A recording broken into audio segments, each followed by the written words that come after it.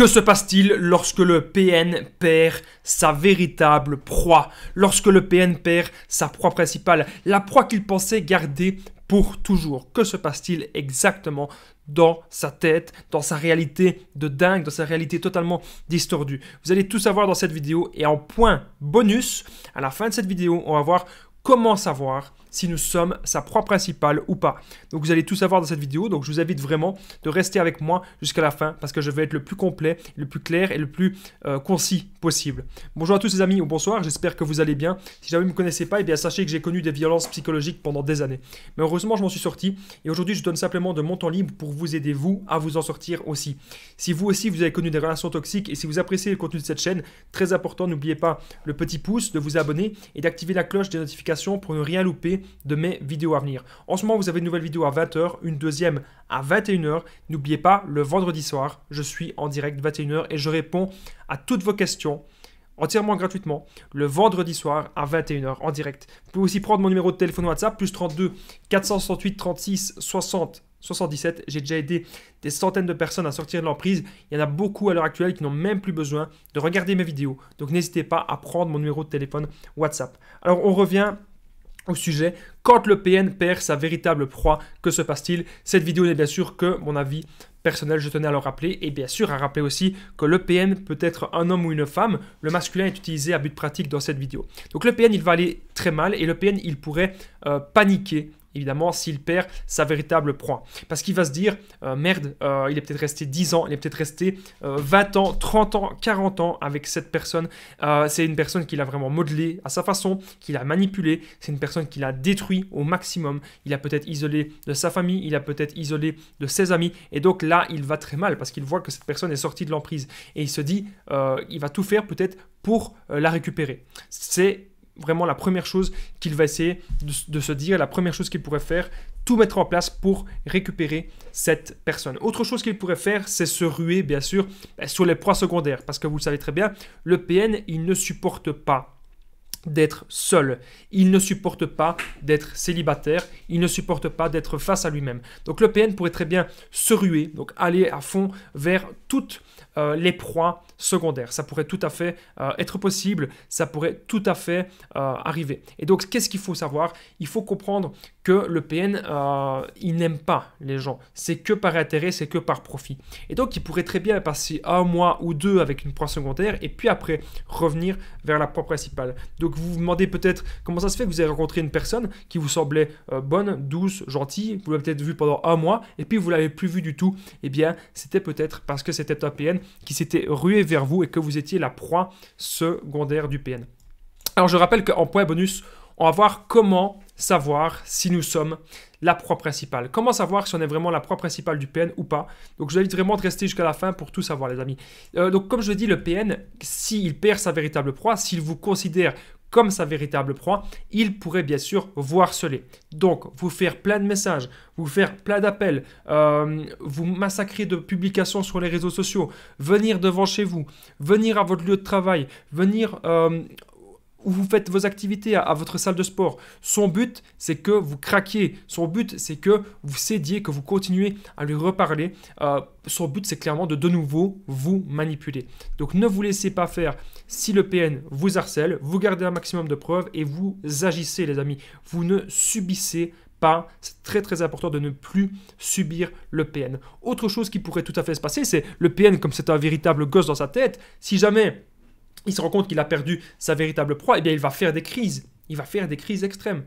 Donc il va rentrer dans des colères monstrueuses. Et là, bien sûr, il pourrait aussi vous menacer. Vous menacer de mort, menacer votre famille, etc.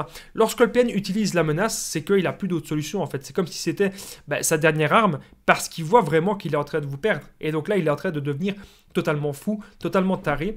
Pas parce qu'il vous aime, mais parce que l'emprise était installée chez vous.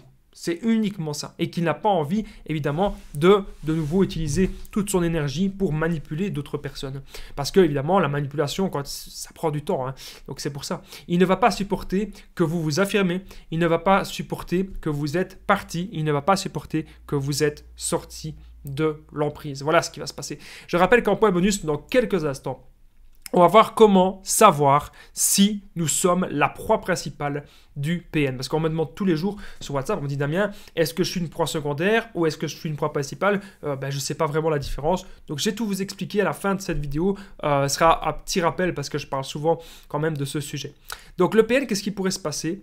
Comme je vous ai dit, il pourrait vous menacer. Alors quand vous recevez une menace du PN, comme je vous l'ai dit, vous gardez des preuves. Vous gardez des preuves et vous allez à la police.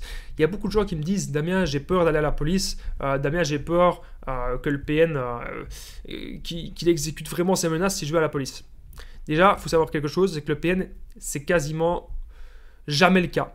C'est extrêmement rare qu'il exécute ces menaces. Souvent, il fait les menaces pour que vous ayez peur, pour vous contrôler avec la peur. Maintenant, je ne dis pas que ça ne va jamais arriver. Une personne est différente. Voilà, une personne, un PN est différent d'un PN à un autre. Hein. Bien qu'ils ont toujours le même mode de fonctionnement, ils sont quand même lâches, mais on ne sait jamais. Soyez quand même prudents. Protégez-vous, ne vous jetez jamais dans la gueule du loup. Okay, le PN, il pourrait bien sûr vous faire du chantage affectif, du chantage au suicide aussi. Il va dire, ouais, si jamais... tu me quittes vraiment. Ah, si j'étais sûr que je t'ai vraiment perdu. T'es sûr que je t'ai vraiment perdu? Parce que si je t'ai vraiment perdu, ah ben je me tue. Hein. Voilà, il va dire des choses comme ça. Mais c'est uniquement pour vous faire culpabiliser. Et pour que vous reveniez sur votre décision. C'est ça son but. Son unique but, c'est que vous reveniez sur votre décision. Donc vous devez comprendre qu'il y a des raisons qu'il y a eu la séparation. Il y a des raisons que vous quittez le PN actuellement. Okay, et c'est vraiment sur ces raisons-là que vous devez vous appuyer. Dans quelques instants, nous allons voir comment savoir si nous sommes la proie principale du PN ou pas. Comment savoir tout ça.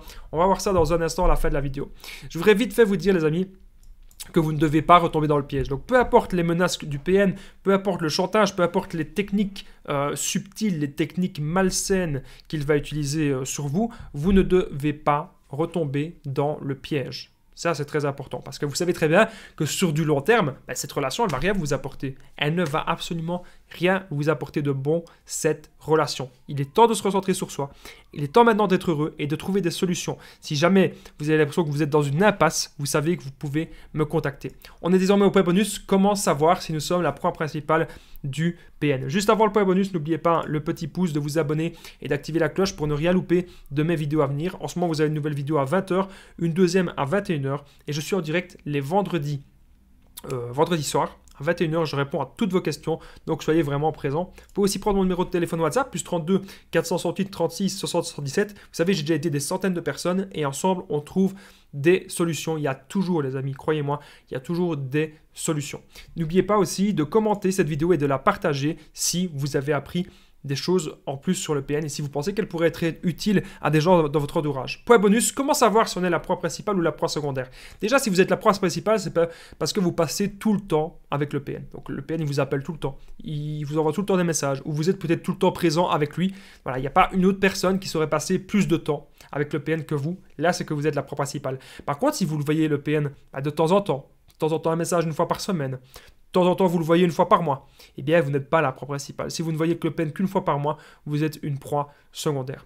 Okay, donc, si vous vivez avec lui, bien sûr, il y a de grandes chances que vous soyez une proie principale. Donc, j'espère vous avoir éclairci. Peu importe que vous soyez la proie principale ou la proie secondaire, dès que vous voyez des signes du chantage, des violences psychologiques, des tensions, il faut prendre de la distance, poser ses limites. Et si la personne ne se remet jamais en question, vous fait culpabiliser, on sort de cette emprise et on se retrouve en paix avec soi-même. Je suis là, comme vous savez, pour vous aider. Je vous remercie en tout cas de votre écoute et je vous dis à très vite.